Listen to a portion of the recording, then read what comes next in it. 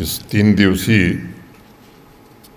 Agricultural Congress में मैं आप सबका स्वागत करता हूं और इस आयोजन के लिए विश्वविद्यालय के कुलपति प्रोफेसर त्रिपाठी,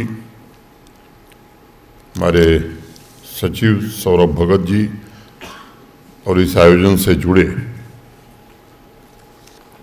सभी लोगों के प्रति हृदय से आभार व्यक्त करता हूं। आज इंटरनेशनल हॉस्टल का भी यहाँ शुभारंभ हुआ है। मैं जम्मू कृषि विश्वविद्यालय को इसकी बधाई भी देता हूँ, शुभकामनाएं भी देता हूँ। इस आयोजन के निमंत्रण के साथ जो मुझे ब्रोशर भेजा गया है उसका शीर्षक था आत्मनिर्भर पर्वतीय कृषि परिस्थितिकी के लिए एग्रीकल्चर का diversification of agriculture for self reliant mountain agro ecology.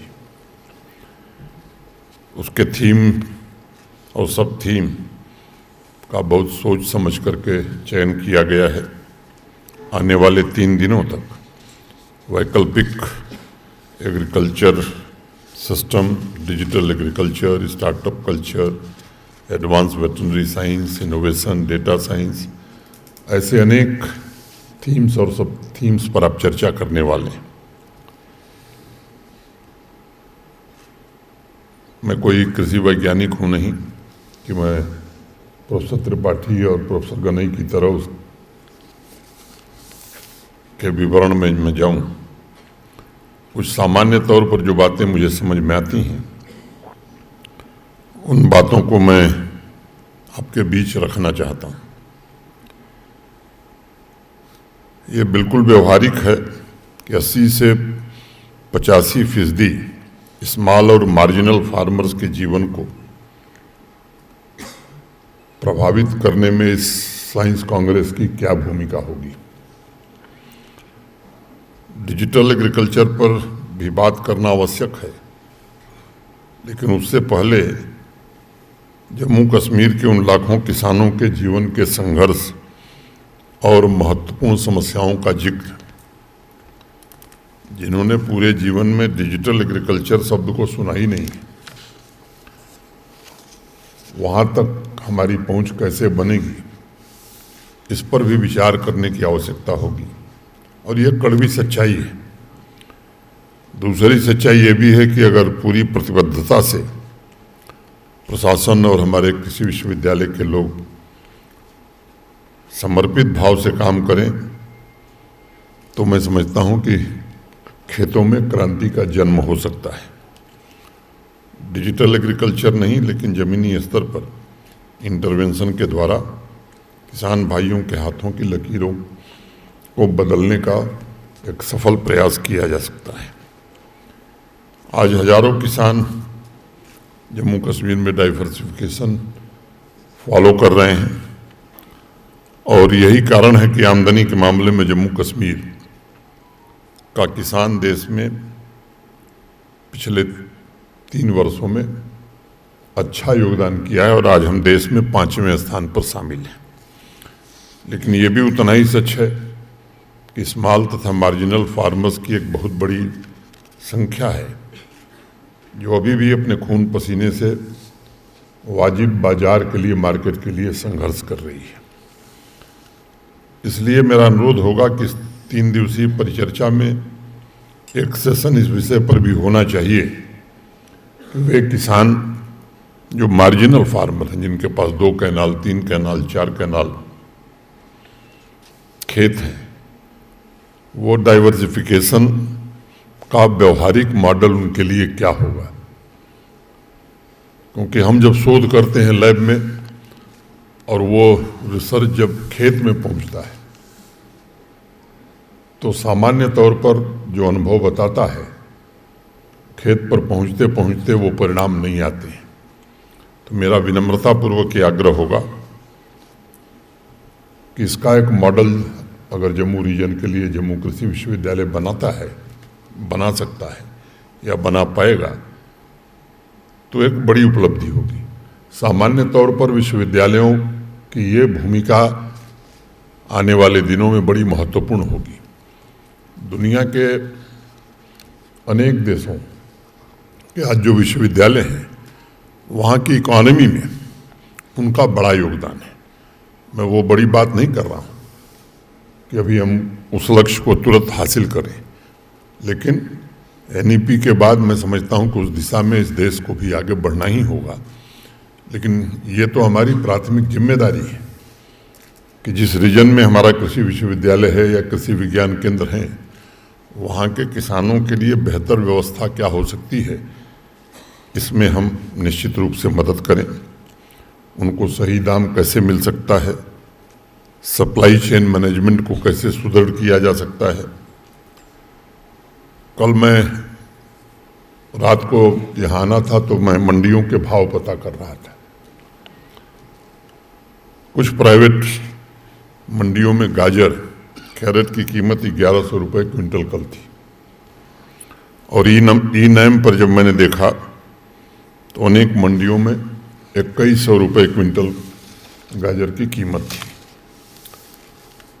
अब इस दिशा में कैसे हम अपने किसानों को जागरूक कर सकते हैं कि 1100 की बजाय 2100 रुपये में वो अपना कैरेट बेचे।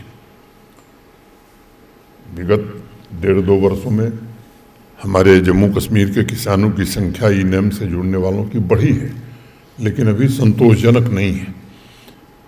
इसमें जम्मू का कृषि विश्वविद्यालय क्या योगदान कर सकता है, हमें इस विषय पर सोचना होगा कि एक स्मॉल या मार्जिनल फार्मर जिसके पास शायद अपने प्रोड्यूस के ट्रांसपोर्टेशन की व्यवस्था भी नहीं होगी, उसे किस तरह से बेहतर मार्केट से हम जोड़ सकते हैं ताकि उसके उत्पाद को वाजिब कीमत मिल सके। अनुभवों के आधार पर मैं कह सकता हूं कि अनेक चुनौतियों का समाधान मॉडर्न टूल्स में तो है ही, बल्कि कन्वेंशनल तरीकों के साथ अगर उनका सामंजस्य बैठाया जाए तो मैं समझता हूं कि परिणाम बेहतर आते हैं। आज यहाँ उपस्थित जो अतिथिगण हैं, अनेक ऐसे लोग होंगे जिन्होंने 1998 में ई-चौपाल जब शुरू हुई थी देश में, तो उससे कितना बड़ा परिवर्तन आया इसको आपने महसूस किया होगा। उस समय इंटरनेट का पेनिट्रेशन देश में बहुत ही कम था, लेकिन जितने भी संसाधन उपलब्ध थे उनका इस्तेमाल करके उत्पादों को खेत से फैक्ट्री के गेट तक पहुंचाने का एक जन अभियान वो शुरू हो गया था।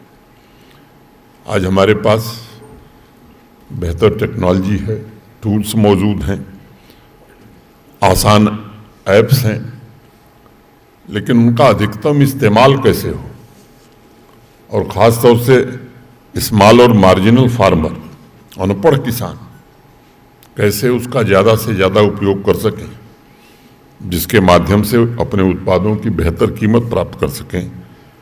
अगर इसकी एक रणनीति बनाने में यह साइंस कांग्रेस सफल हुई तो मैं समझता हूं कि एक बड़ा योगदान यहाँ के आम आदमी के जीवन में बदलाव में भी आपका होगा, जम्मू कश्मीर की अर्थव्यवस्था में भी होगा।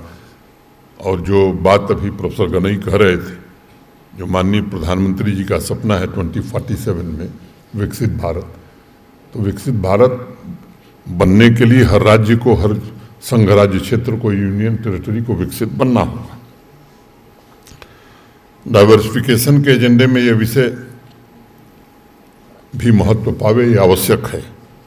एक किसान डाइवर्सिफिकेशन के बावजूद लागत अगर नहीं निकाल पा रहा है तो बाकी विषयों को छोड़कर पहले उसके खेत और उत्पाद को कैसे हम प्रॉफिटेबल मार्केट से कनेक्ट कर सकते हैं। यह सच है कि इस लक्ष्य में पिछले 3-4 वर्षों में हमने काफ़ी सफलता अर्जित की है। मेरे पास हर महीने सैकड़ों से ज़्यादा किसान भाइयों के पत्र आते हैं।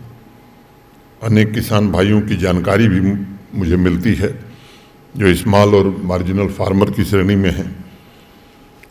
डाइवर्सिफिकेशन के द्वारा उनकी कमाई में काफ़ी बढ़ोतरी हुई है, कई ने तो नया कीर्तिमान स्थापित किया है। सैकड़ों ऐसे किसान हैं जो क्लाइमेटिक कंडीशन को ध्यान में रखते हुए अन्य किसानों को भी प्रेरित कर रहे हैं। होलिस्टिक एग्रीकल्चर डेवलपमेंट प्रोग्राम, जिसका जिक्र प्रोफेसर गनई ने किया, के द्वारा traditional agriculture, horticulture, dairy sector में प्रोडक्शन बढ़ाने के साथ साथ वैल्यू एडिशन और एग्री इंटरप्रेन्योर पर भी ध्यान केंद्रित किया गया है, जिससे किसान भाइयों को अपनी मेहनत का वाजिब दाम मिल सके। HADP के तहत जम्मू कश्मीर के सभी किसान भाइयों के लिए एंड टू एंड सॉल्यूशन पर काम करने का प्रयास किया जा रहा है, ताकि आत्मनिर्भर भारत अभियान में जम्मू कश्मीर का एग्रीकल्चर सेक्टर भी अपना सही योगदान दे सके। आप सब वाकिफ़ हैं कि मोटे तौर पर 70% आबादी यहाँ की कृषि और संबंधित गतिविधियों पर आधारित है। एग्रो क्लाइमेटिक कंडीशंस का जिक्र प्रोफेसर त्रिपाठी ने किया है, मैं उसको दोहराना नहीं चाहता हूँ। 4 वर्ष पूर्व या 5 वर्ष पूर्व मुख्य पैदावार मक्का, गेहूं, पैडी, यही था जम्मू रीजन का। जो पिछले दिनों इनिशिएटिव लिए गए, उसके कारण आज साइट्रस हो, बार्ली हो, एप्पल हो, वॉलनट हो, apricot, exotic vegetable, flowers, dairy, B keeping, काफ़ी किसान इस क्षेत्र में आज प्रोत्साहन के साथ आगे बढ़ रहे हैं और मैं कह सकता हूं कि इस दिशा में हमने उल्लेखनीय सफलता प्राप्त की है। वैसे ही अगर कश्मीर डिवीज़न के 10 जिलों की मैं बात करूं तो टेम्परेट एग्रो क्लाइमेटिक कंडीशन है, वहाँ भी मुख्यतया पैडी, मक्का, apple, walnut, cherry, plum, almond, saffron यही पैदा होता था। लेकिन पिछले कुछ वर्षों में exotic vegetables, dairy, B keeping और oil seed, high density plantation, blue revolution और मैंने ट्राउट फिश का प्रोडक्शन उसके कारण काफ़ी बढ़ा है। जम्मू कश्मीर में विकसित करने के लिए मोनोकल्चर की बजाय कंपोजिट कल्चर के तहत तालाब भी विकसित किए जा रहे हैं। युवाओं को प्रोत्साहित किया जा रहा है कि नए आइडियाज़ के साथ मार्केटिंग के लिए वो कैसे काम कर सकते हैं। और एक येलो रिवोल्यूशन भी कश्मीर में हुआ। मैं बहुत 1 मिनट में अपनी बात खत्म करूंगा उसको बता करके। सामान्यतया वहाँ मस्टर्ड, सरसों की पैदावार कश्मीर में होती ही नहीं थी।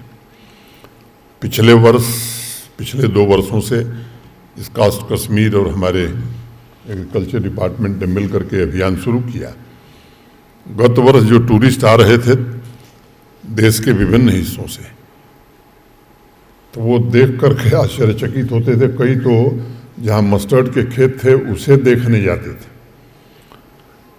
अब एक मस्टर्ड लगाने से कश्मीर के किसान को सामान्य तौर पर अगर हम विचार करें तो यही समझ में आता है कि चलिए मस्टर्ड ऑयल का प्रोडक्शन शुरू हो गया, हमारी ऑयल सीड्स की ज़रूरत पूरी हो रही है।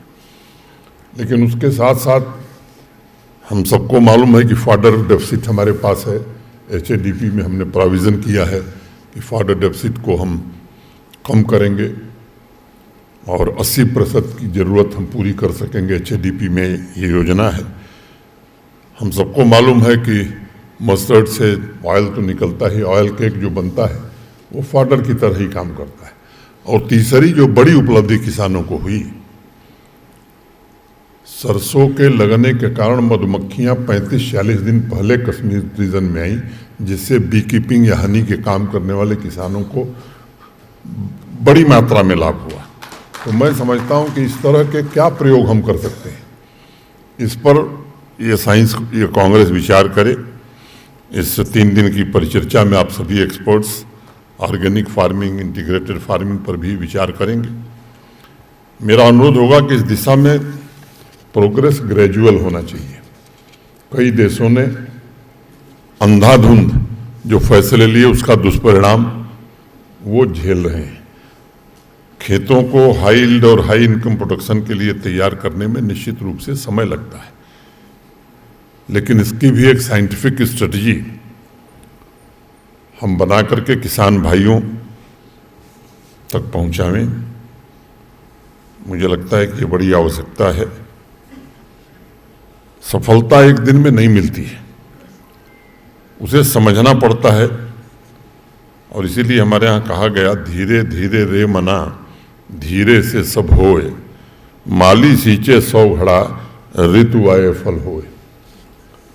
आप सभी इस बात से वाकिफ हैं कि जम्मू कश्मीर पूरे देश में सबसे ज़्यादा एप्पल का उत्पादन करता है। पिछले वर्ष के अनुमान के मुताबिक हमारा वार्षिक उत्पादन देश के कुल उत्पादन के 3/4 से ज़्यादा था। मॉडर्न सीए स्टोरेज की अगर मैं बात करूं तो जो हमारी क्षमता थी वो 1,35,000 मीट्रिक टन की थी। 70-72 वर्षों में हमने विकसित की थी। महज 3 वर्षों में उसमें 2,44,000 मीट्रिक टन की क्षमता हमने जोड़ी है। और मैं उम्मीद करता हूं कि आने वाले 6 महीने में इतनी क्षमता वृद्धि हमारी और हो जाएगी। 1 डिस्ट्रिक्ट 1 प्रोडक्ट के अभियान में भी जम्मू कश्मीर आज देश के टॉप परफॉर्मिंग स्टेट्स और यूटीज में शामिल हुआ है। जो किसान भाई हमारे डाइवर्सिफिकेशन को अपना रहे हैं, उन्हें उत्पाद की केंद्र शासित प्रदेश के अंदर बेहतर कीमत मिले, इसका प्रबंध प्रशासन कर रहा है। लेकिन आपसे अपेक्षा मेरी है कि क्या बेहतर व्यवस्था हो सकती है। एप्पल, वॉलनट, आलमंड इत्यादि प्रोडक्ट्स के वैल्यू एडिशन प्रोसेसिंग के लिए भी डेडिकेटेड अभियान चलाया जा रहा है। पूरी वैल्यू चेन को कवर करने की एक योजना है। स्थानीय युवा प्रोत्साहित हों और प्रोड्यूस के अनुसार वो फूड प्रोसेसिंग यूनिट स्थापित करें। इसके लिए सुनियोजित ढंग से प्रयत्न हो रहा है। कुछ महीने में चिनाब क्षेत्र के जिलों से जानकारी मुझे मिली है, कुछ युवा मेरे पास आए थे और ख़ास तौर से महिला उद्यमियों ने इस दिशा में एक नई क्रांति शुरू कर दी है। मुझे इस बात की प्रसन्नता है कि नई जनरेशन के इन उद्यमियों ने बिचौलियों की व्यवस्था को समाप्त कर दिया है और किसान भाइयों से सीधे खरीद कर रहे हैं, जिससे मुनाफा किसानों को मिल रहा है। मुझे लगता है कि ये साइंस कांग्रेस अगर, क्योंकि सामान्य तौर पर देखिए होता क्या है, किसान अपने बेटे को किसान बनता हुआ नहीं देखना चाहता है। प्रोफेसर चाहता है कि मेरा बेटा प्रोफेसर हो जाए, डॉक्टर चाहता है कि मेरा बेटा डॉक्टर हो जाए, लेकिन सामान्य रूप से किसान नहीं चाहता कि उसका बेटा किसान हो। अब थोड़ी बदल आई है। इस बदल को जितनी हम तेज कर सकते हैं, मुझे लगता है जम्मू कश्मीर और देश में उतनी ही तेजी से हम विकास की ओर आगे बढ़ सकते हैं। विश्व के अलग अलग हिस्सों में चल रही किसान भाइयों की समस्याओं के बारे में मैं आज बात नहीं करना चाहता। आप सब उससे मुझसे ज़्यादा जानकार हैं, लेकिन कुछ रेफरेंस देना आवश्यक हो जाता है। वह भी इसलिए क्योंकि आने वाले समय में मोनोकल्चर खेती में बहुत बदलाव देखने को मिलेंगे। उसकी तैयारी हमें अभी से शुरू करनी होगी। मेरा संकेत आप सब समझ रहे होंगे। मैं इस इंटरवेंशन को फार्मिंग ऑफ फ्यूचर के नाम से कहना चाहूँगा। बहुत से देशों में इसे स्ट्रिप क्रॉपिंग या मिक्स क्रॉपिंग भी कहा जा रहा है। इस क्षेत्र में किसान भाइयों का मार्गदर्शन, हर प्रकार का सहयोग डाइवर्सिफिकेशन द्वारा आत्मनिर्भर अभियान का पहला लक्ष्य होना चाहिए। एग्रो इकोलॉजी और एग्रीकल्चरल प्रोडक्शन सिस्टम के बारे में मैं कोई एग्रीकल्चरल साइंटिस्ट नहीं हूँ। सामान्य जानकारी के आधार पर मैं समझता हूँ कि क्रॉप डाइवर्सिफिकेशन के अलावा क्रॉप रोटेशन के लाभों की भी जानकारी के बारे में सही तथ्य किसान तक पहुँचे, ताकि उसकी ज़मीन भी मजबूत हो, मिट्टी की उर्वरा भी बनी रहे। Innovation, technological advances, digital agriculture के जिन क्षेत्रों में हम विशेष रूप से ध्यान केंद्रित कर रहे हैं, उसके लिए आदर्श रूरल एक्शन प्लान हम क्या बना सकते हैं, ताकि जिस फ्लैगशिप एरिया में काम हो रहा है उस तक ग्रामीण समुदाय की पहुंच हम सुनिश्चित कर सकें। मैं आप सबसे डिजिटाइजेशन और प्रोसीजन फार्मिंग टूल्स पर भी काम करने का निवेदन करता हूं, ताकि फर्टिलाइजर तथा पेस्टिसाइड का उपयोग कम तो हो, लेकिन जम्मू कश्मीर की समृद्ध बायोडाइवर्सिटी को भी हम संरक्षित कर सकें। आदरणीय प्रधानमंत्री जी ने वर्ष 2024-25 के अंतरिम बजट द्वारा बड़ा स्पष्ट संदेश एग्रीकल्चर सेक्टर से जुड़े हुए सभी स्टेक होल्डर्स को दिया है। माइक्रो फूड प्रोसेसिंग इंडस्ट्री के प्रमोशन के अलावा इंटरिम बजट पे प्राइमरी तथा सेकेंडरी प्रोसेसिंग, मार्केटिंग और ब्रांडिंग में प्राइवेट और पब्लिक इन्वेस्टमेंट में वृद्धि का आह्वान किया गया है। किसानों को आत्मनिर्भर बनाने के लिए dairy development, high yield varieties, market linkage, modern farming techniques, procurement, value addition पर विशेष बल देने की बात इंटरिम बजट में की गई। मुझे विश्वास है कि हम सबके सामूहिक प्रयास मॉडर्न तकनीक के साथ विकास की संभावनाओं के नए द्वार खोलेगा और ये साइंस कांग्रेस व्यवहारिक समाधानों के द्वारा जम्मू कश्मीर के किसानों और उनकी तरक्की के आधार पर जम्मू कश्मीर की तरक्की का आधार बनेगा। मैं आप सबको इस 3 दिवसीय महत्वपूर्ण एग्रीकल्चरल साइंस कांग्रेस की शुभकामनाएं देता हूं। बाहर से आए हुए सभी वैज्ञानिकों का मैं जम्मू कश्मीर में हृदय से स्वागत करता हूं। पिछली बार जब मैं कन्वोकेशन में आया था तो गोल्ड मेडल में बच्चियां सबसे आगे थी, 10 में 9, तो उनसे भी मेरी अपेक्षा होगी कि गोल्ड मेडल तो आपने पाया, लेकिन किसानों की भलाई में भी गोल्ड मेडल आप प्राप्त करें, इसके लिए काम करने की जरूरत है। इतनी बात कर करके मैं आप सबके प्रति हृदय से कृतज्ञता ज्ञापित करते हुए अपनी बात यहीं पूरी करता हूं। धन्यवाद। जय हिंद।